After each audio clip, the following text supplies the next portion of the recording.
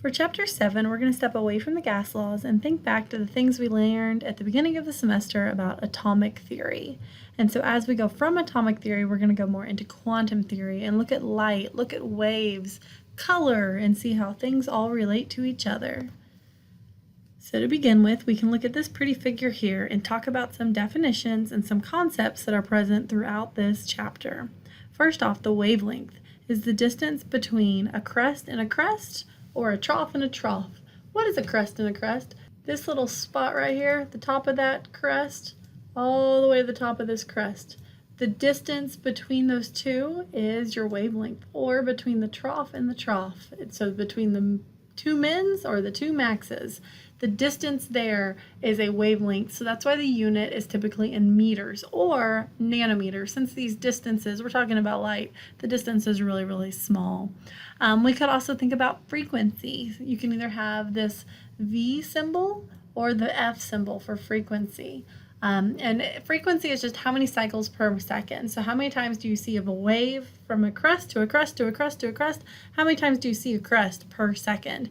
And so the unit for frequency is hertz. A hertz is simply the same thing as per second, or 1/seconds, because you might say, oh, I saw 75 crests per second, then that is 75 hertz, or 60 hertz. That's what your light bulbs will flicker at.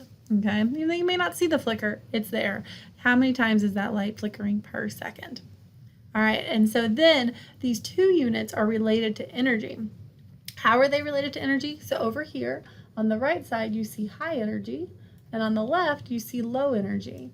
So low energy is whenever you have a very slow wave. It takes a lot of times before you get a certain number of crests through that space, okay? So you don't get a whole lot of cycles per second. Whereas down here in the high energy region, you get a whole lot of cycles per second. So you have a high frequency, high energy, but you have a very small wavelength, okay? Whereas low energy is a larger wavelength.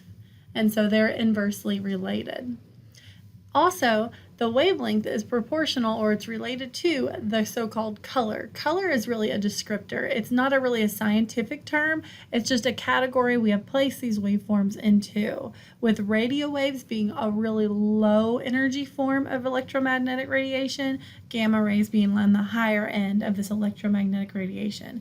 Visible light is just what wavelengths can our human eyes see. Certain types of shrimp, other animals, they can see a much wider range. They can sometimes see into the infrared or sometimes into the UV. Our human eyes can typically only see between around 750 and around 400. You'll see different variations based on textbooks, but it's around there. But red to violet, Roy G. Biv, red, orange, yellow, green, blue, indigo, violet, that is the order at which the wavelengths will have going from a low energy state to a higher energy state. So your red is your lower energy and your violet is your higher energy.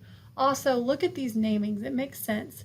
Infrared, so in the far region of red, you get infrared. So if red is a really low energy state, infrared is even lower energy. Whereas with violet, ultra, so even more energetic violet, you get ultraviolet. And so that's why your ultraviolet, those rays are what will give you a sunburn in the middle of summer or even in winter, okay?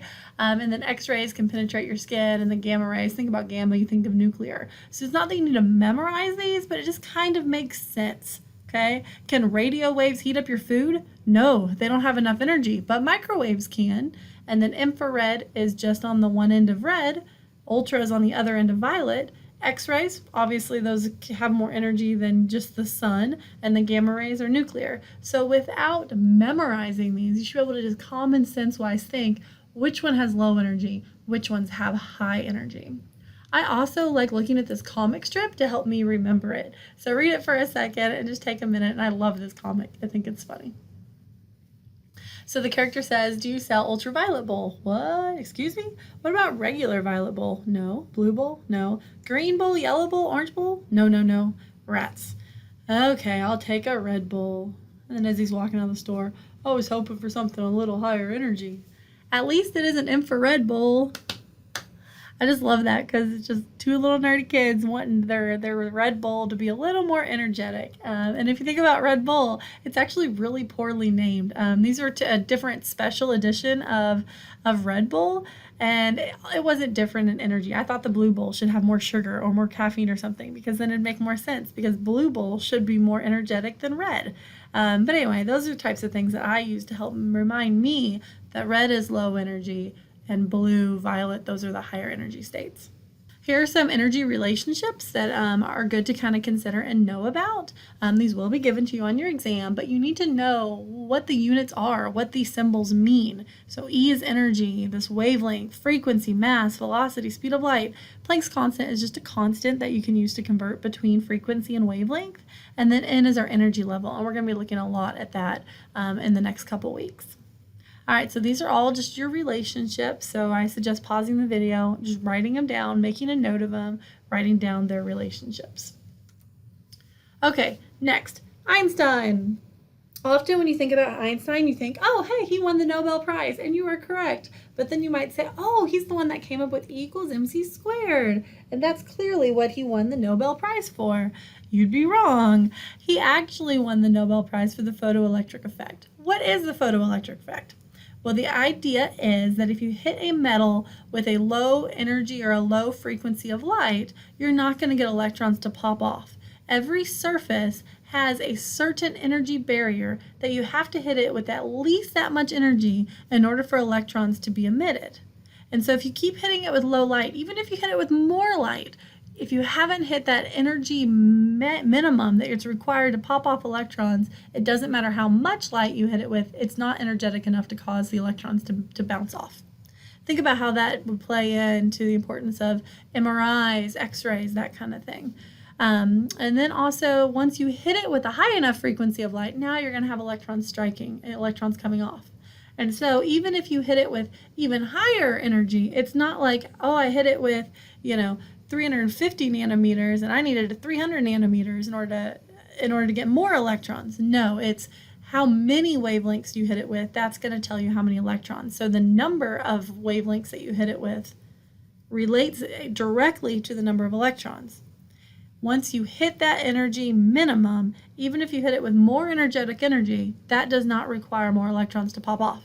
It's the number of incident photons, so photons just a fancy word for light, is going to be equal to the number of electrons emitted. So if you have 5 photons that hit it, as long as they're at the light, they meet that minimum threshold of energy, then 5 photons will yield 5 electrons being emitted. Okay? Or if you have 4 that have enough energy and 1 that does not have enough energy, you're going to get 4 electrons emitted. If you have 5 that have enough energy and 6 that has a whole bunch of energy, it doesn't matter. You're going to get 6 electrons emitted. So photoelectric effect says you need an energy minimum for electrons to pop off, and that's going to play into this quantum theory that we're discussing in Chapter 7.